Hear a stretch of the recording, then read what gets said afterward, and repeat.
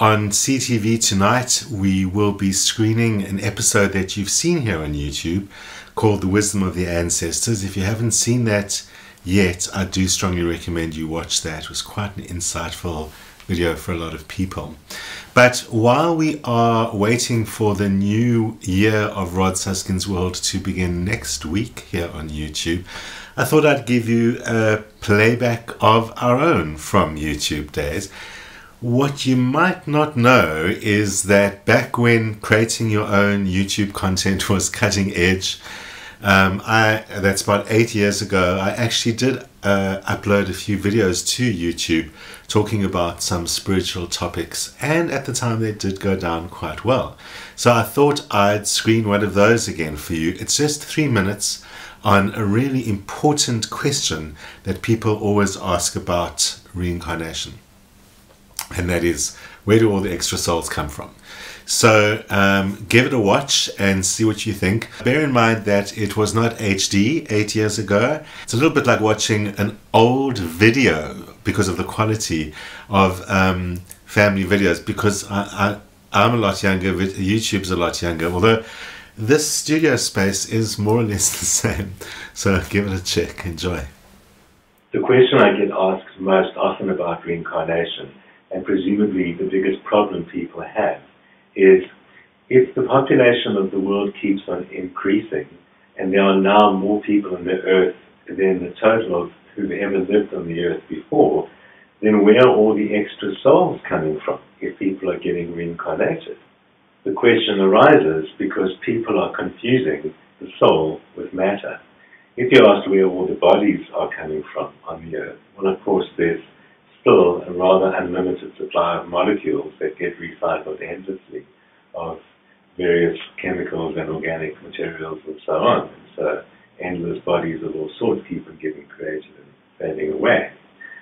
But the soul is more a higher order of energy. It's more like light. It's not a finite quantity of something. So the great teacher Yogananda explained it this way: that if instead you imagine, rather than a thing for the soul, you imagine that the soul is most similar to a reflection of the divine. You know, the spiritual traditions tell us that the soul is a piece of the divine, and therefore an infinite number of souls together make up the total of the divine. But again, if you try and picture that as matter, you're going to go wrong. So Yogananda says the divine light is like the moon in the sky. Imagine the moon in the sky, and the body is like a cup, and the self, the mind, is like water in that cup. The water reflects the image of the moon perfectly. That is the soul, the reflection of the image of the moon, the reflection of the divine light. It's as beautiful and as bright as the original, but it is not the original. Now, you could put more and more cups of water out, and each one will contain a perfect reflection of the moon. And you could put millions and billions of cups of water out, and each one will still contain a perfect reflection of the moon.